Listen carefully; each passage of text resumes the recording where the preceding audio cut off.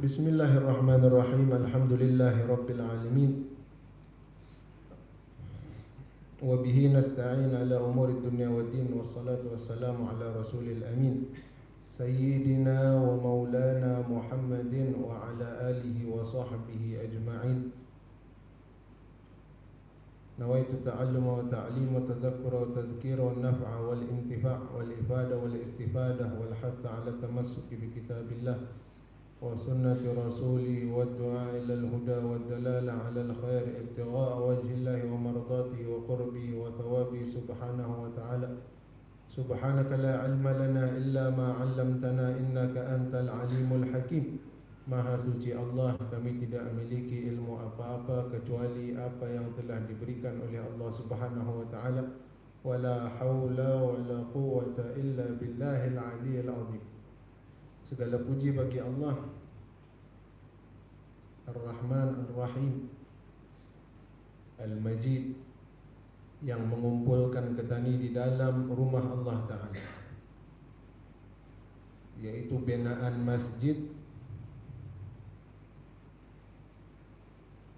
yang sehingga binaannya ini, siapa yang membinanya di atas muka bumi walaupun sebesar sarang burung, banallahu lahu baitan fil jannah.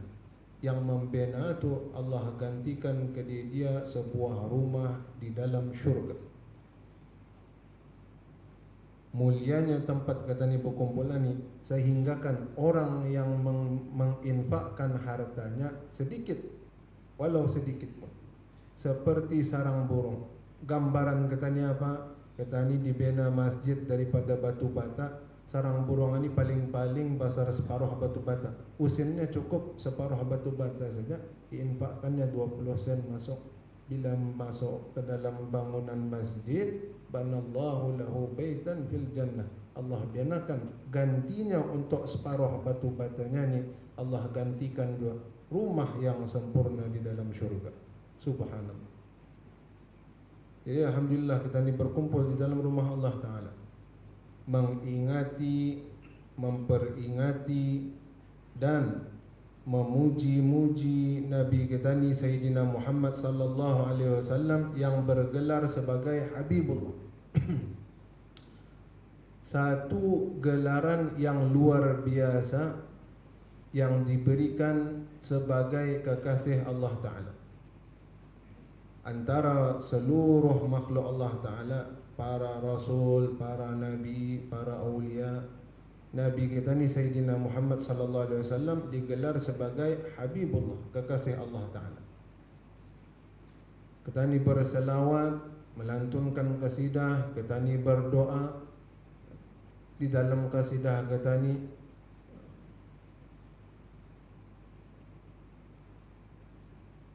kita ni minta untuk dimasukkan oleh Allah Ta'ala ke dalam golongan orang-orang yang baik,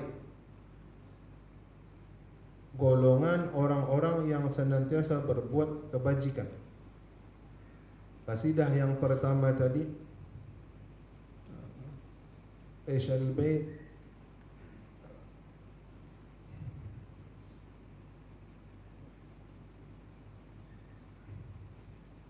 di setiap rangkapnya kita ni meminta permintaan tersebut tanpa kita ni sedari.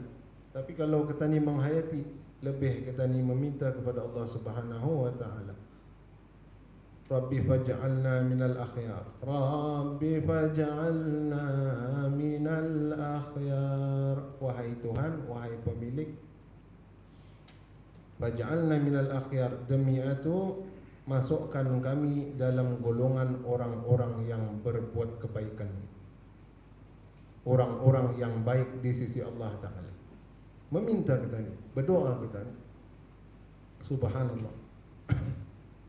Dan pengisian kita ni di dalam majlis maulid Nabi Muhammad sallallahu alaihi wasallam diisikan dengan zikrullah, diisikan dengan selawat ke atas Nabi Muhammad sallallahu alaihi wasallam, kemudian kita diisikan dengan zikir, tasbih, tahmid, tahlil, kemudian di hujungnya dimasukkan, selitkan sedikit tazkirah, peringatan untuk memotivasikan kita ni agar ketani balik nanti ke rumah lidah sudah basah berzikir memuji Allah Ta'ala, bersalawat ke atas Sayyidina Muhammad sallallahu alaihi wasallam. Dada ketani balik membawa sesuatu ilmu yang baru untuk ketani menggunakannya di dalam hidup ketani.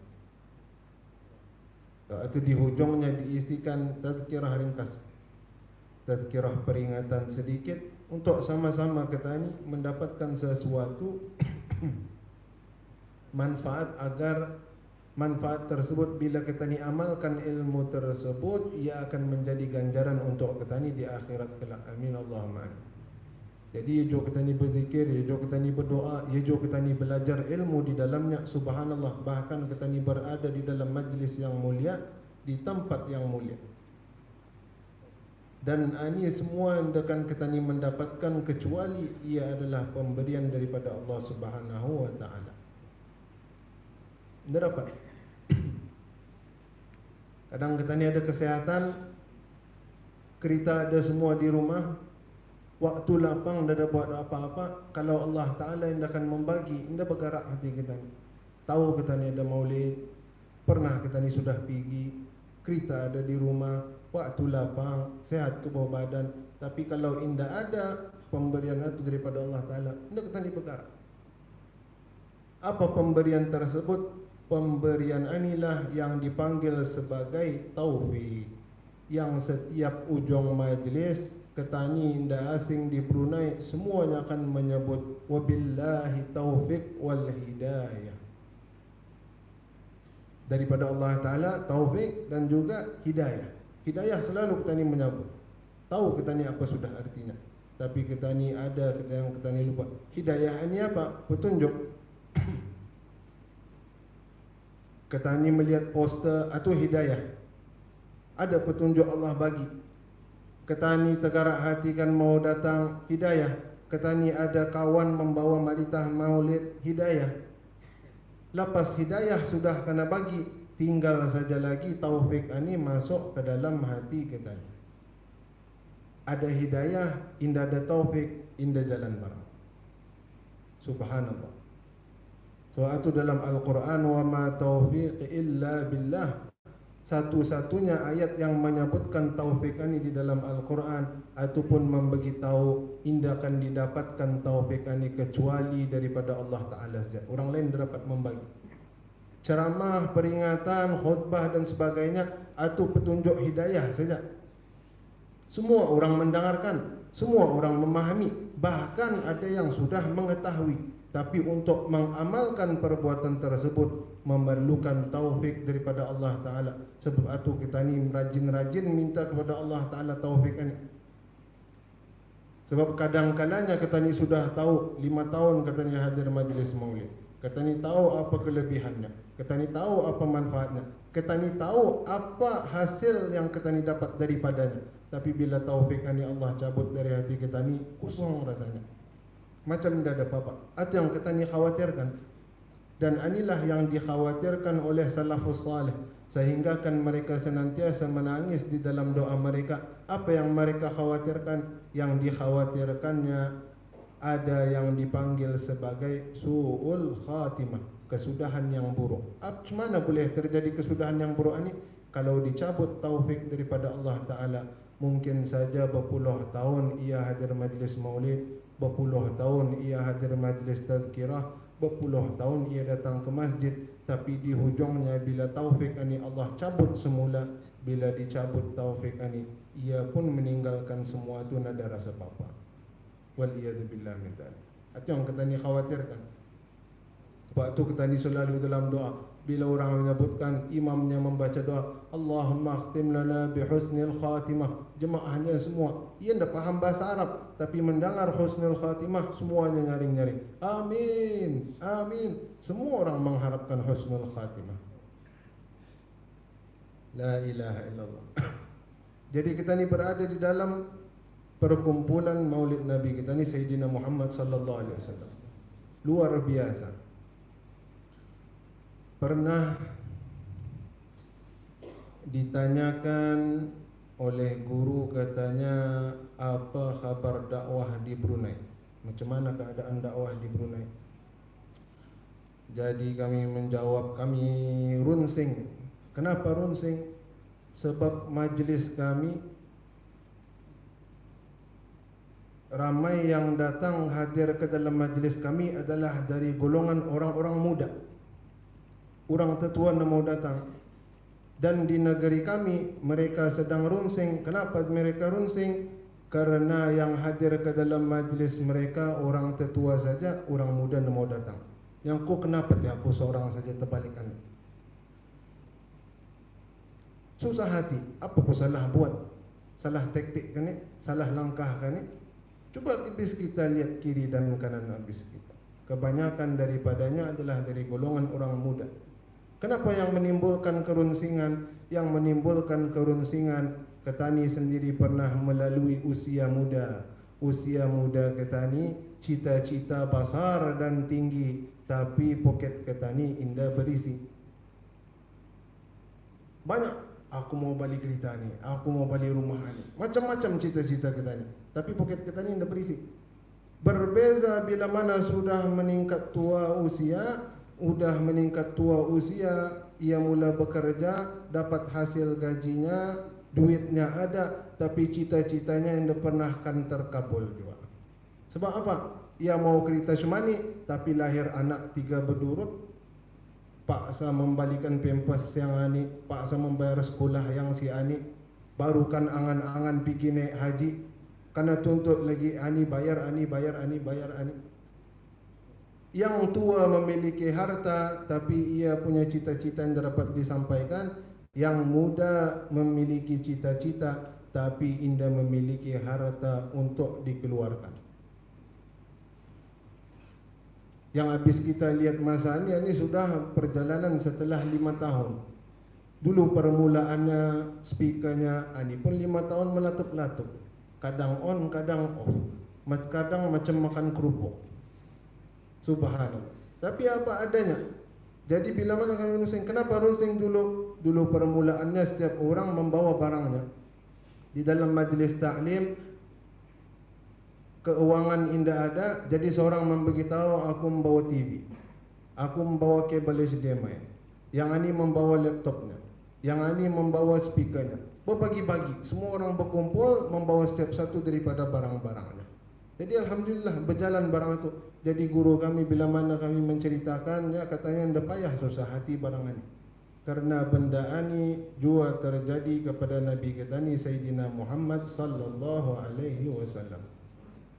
Permulaan menyebarkan dakwah Nabi kita ni Sayyidina Muhammad sallallahu alaihi wasallam di Makkah, waktu itu di dalam keadaan ditindas oleh orang-orang Makkah. Yang awal-awal mengikuti Nabi kita ni Sayyidina Muhammad sallallahu alaihi wasallam adalah dari golongan orang-orang muda dan orang-orang yang miskin. Nada keuangan, nada kekuatan.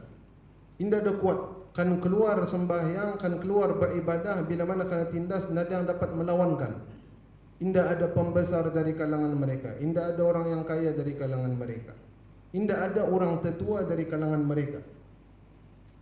Subhanallah. Cuba kita lihat saja Sayyidina Ali karramallahu wajhah masuk ke dalam Islam umur 10 tahun. Berdamitan masih.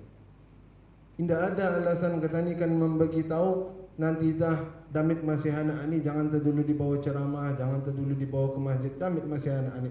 Indah ada istilah damit masih, karena di zaman Nabi kita ni Sayyidina Muhammad sallallahu alaihi wasallam sudah terbukti banyak kanak-kanak di sekeliling Nabi kita ni Sayyidina Muhammad sallallahu alaihi wasallam. Dan kanak-kanaknya ni bukannya jadi sepele, jadi barang biasa di siring Nabi kita ni Sayyidina Muhammad sallallahu alaihi wasallam.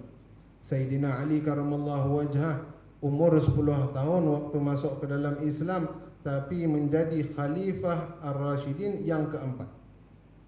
Menjadi khalifah. Antara lainnya siapa? Sayyidina Anas bin Malik radhiyallahu anhu. Bila mana Nabi sallallahu alaihi wasallam berhijrah ke Madinah, katanya pada waktu tersebut hari sampainya Nabi Muhammad sallallahu alaihi wasallam, aku waktu itu berumur 10 tahun. Yang sekarang ini indakan asing telinga kita ni bila mendengarkan sebuah hadis, indah jauh larinya daripada Sayyidina Anas bin Malik. La ilaha illallah. Orang muda. Jadi di dalam golongan Nabi kita ni Sayyidina Muhammad sallallahu alaihi wasallam banyak orang muda-muda. Muda belia. Kenapa ditimbulkan benda ni? Sebab kita ni dari dulu selalu mendengarkan saja, oh istilahnya agama ni untuk orang tetua saja. Sembahyang ni sudah nanti sudah umur tua saja. Umur masih muda nanti dah. Tapi kehidupan kita ni mengajarkan apa yang diajarkan kepada kita ni, mengajarkan kepada kita ni bila mana ajal datang ia indah pernah mengenal usia. Ada yang sebaya kita ni, ada yang dia jauh umur kita ni, ada yang lebih muda daripada kita ni. Bahkan ada kanak-kanak dan bayi yang masih kecil pun bila mana sampai ajalnya akan kembali kepada Allah Subhanahu wa taala. La ilaha illallah. Jadi bermula daripada usia muda ni. Kenapa bermula daripada usia muda? Usia muda ni ia ada kelebihan yang indah ada bagi orang tetua. Apa kelebihannya yang ia ada, yang kesempatan yang masih ada? Di dalam hadis Nabi kita ni Sayyidina Muhammad sallallahu alaihi wasallam menggambarkan akan 7 golongan yang Allah beri naungan lindungan di hari kiamat kelak. Yauma la dhilla illa dhilluh. Hari indah ada naungan kecuali lindungan dan naungan Allah Taala ni saja. Naungan lain tidak ada. Allah Taala yang menaungi. Dari 7 golongan tersebut ada satu golongan khusus untuk orang muda, disebut di dalamnya syabun. Syab ini artinya teenager, orang muda belia. Apa yang dibuatnya pemuda ini? Nasya'a fi ta'atillah. Ia tumbuh di usia mudanya di dalam berbuat ketaatan kepada Allah Ta'ala. Malam ini kata ni malam minggu. Malam minggu, usia muda cemani banyak peluang, macam-macam peluang. Wayang keluar malam minggu, wayang baru malam minggu, kawan bawa berjalan malam minggu. Sebab hari lain hari sekolah, malam minggu esok cuti. Banyak peluang untuk berbuat barang-barang ini. Boleh main bowling, tapi ia dikorbankannya waktunya. Datang ia ke masjid untuk hadir ke dalam majlis maulid, berbuat ketaatan kepada Allah Ta'ala. Mudah-mudahan kita ini tergolong dalam golongan tersebut yang mendapat naungan daripada Allah Ta'ala di akhirat kelak. Oh, jadi macam mana kalau janggutannya ada mula putih sikit? Ada, kan 7 golongan tadi. Jangan dulu putus asa. 7 golongan, itu baru salah satunya. Ada lagi harapan. Apa? Rajulun, seorang yang hatinya terikat kepada masjid. Orang tua boleh dapat barang ni? Boleh dapat. Orang muda, ia boleh masuk 2 kategori. Mau dapat yang taat juga, mau dapat yang hatinya terikat ke masjid juga. Boleh ambil dua-dua. Lebih banyak peluang katanya. Yang tua pun boleh dapat. Macam mana hatinya terikat kepada masjid? Lapasnya selesai sembahyang maghrib, balik ke rumah, hatinya ni sudah karang isya ke masjid lagi. Sembahyang zuhur, balik menyambung keraja lepas lunch. Bila balik menyambung keraja, hatinya sudah karang asar, aku akan sembahyang di masjid ani. Beset sudah bang. Hatinya tu senantiasa diikatkannya. Masjid sini, masjid sini, masjid sini. Subhanallah. La ilaha illallah. Jadi kita ni malam ini meraihkan para pemuda. Para pemuda kerana ia luar biasa. Luar biasa bila mana ia dapat melawan segala kemahuannya untuk berbuat ketaatan kepada Allah Ta'ala. Allah Ta'ala berbangga dengan pemuda-pemuda ini sehingga akan diberikan naungan di akhirat kelak. Subhanallah. Luar biasa. Sebab kalau sudah tua, memang sudah tua, waktu itu memang indah terlalu padat. Padatnya pun sebab katanya ada keluarga sudah, habis bekerja, balik ke rumah kan sama keluarga lagi, kawan kan bawa jalan, nanti tah insyaAllah mereka pun berhuhu sampai ke tahun hadapannya. Sebab apa? Ia akan mau waktunya kerja, habis kerja kan mau juga sama keluarganya. Tapi orang muda, enggak, coba tiap.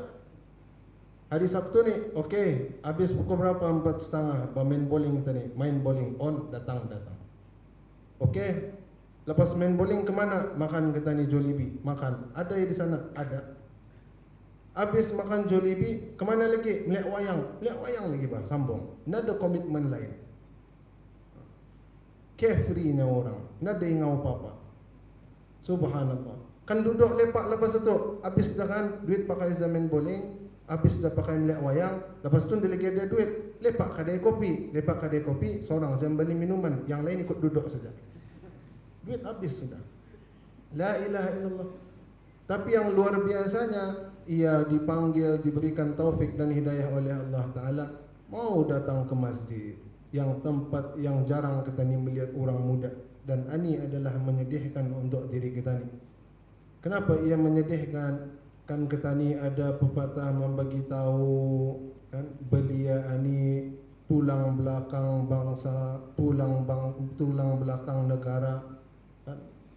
Rusaknya belia akan rusaknya negara. Sebab apa? Suatu hari nanti zaman ini bergilir. Orang yang masa ini jadi senior, orang tetua, nanti berpindah ke alam seterusnya. Kata ni yang di usia muda meningkat ke umur tua. Jadi kalau kita ni melihat di dalam sebuah masjid, orang belia mudanya indah ada, kita ni khawatir bila generasi tua yang ada di dalam masjid ini indah lagi ada, penggantinya indah ada masuk ke dalam, masjidnya menjadi kosong. Bila masjid kosong, indah ada didirikan sembahyang. Ini yang khawatir bala akan turun daripada Allah Ta'ala. Yang kita ni khawatir melihat kehadapan. Subhanallah. Sebab itu pernah di dalam sebuah majlis maulid, yang datang waktu itu semua orang tetua saja. Jadi bila sampai waktunya untuk tazkirah, katanya apa guna untuk tazkirah? Mereka sudah mendengarkan tazkirah 20 tahun, 30 tahun sudah. Tidak lagi ada apa disampaikan. Apa saja ia bangkit berdiri, lalu ia menyuruh satu seruan saja. Apa yang diserunya? Katanya, mana anak muda kita ni, mana anak muda kita ni, mana anak muda kita ni, mana anak muda kita ni. Atus yang diseru. Artinya apa? Mana anak-anak habis kita, mana cucu-cucu habis kita. Kenapa indah ada di sini? Kenapa indah diperkenalkan? Kenapa indah dibawa? Sebab apa? Kita ni sudah terbiasa istilah kanak-kanak kan ikut sembahyang ke masjid, lai-lai kau di belakang, diasingkan. Bila mana diasingkan, ia merasa ani tempat ani bukan untuk kediaku. La ilaha illallah. Kita ni sudah terbiasa mengasingkan. Lai-lai kau bersunat sudah balom kau di ujung sana. La ilaha illallah. Kenapa anda ditaruh sini? Karang putus saf. Ini kita ni COVID, lah kita putus saf. Sedangkan kalau kanak-kanak itu ia berdiri di tengah-tengah, indah putus saf itu. La ilaha illallah. Jadi kita ni mulakan dari zaman ini. Kalau ada kanak-kanak, ada orang muda mau datang ke masjid, jadikan kita ni yang menggembirakan Nabi kita ni Sayyidina Muhammad sallallahu alaihi wasallam. Rasulullah gembira bila ada orang muda datang. Jadi kita ni pun menerima dia orang. Silahkan datang masuk ke dalam masjid. Jangan diusir, jangan dijauhkan. Indah ada main begaran di masjid ani. Baru anak muda ni kan mau tua masjid di Brunei, hari ini sembahyang masjid sini, esok sembahyang masjid sini, esok sembahyang masjid sini. Sampai ke satu masjid, masjidnya begaran. Baru kan sembahyang belakang imam, tahu-tahu kena tapok bahunya. Wang, dah kamu lihat tikarku di sini ni. La ilaha illallah. Lari kanak-kanak, lari orang muda. Subhanallah. Ini yang perlu kita ni ubah. Sebab apa? Suatu hari nanti yang muda akan menjadi tua. Bila mana kita ni sudah tua, jangan kita ni yang menjadikan, mengusir orang-orang ini daripada masjid. Kalau kita ni mengusir, kita ni akan menyedihkan Nabi kita ni Sayyidina Muhammad sallallahu alaihi wasallam. Sedih.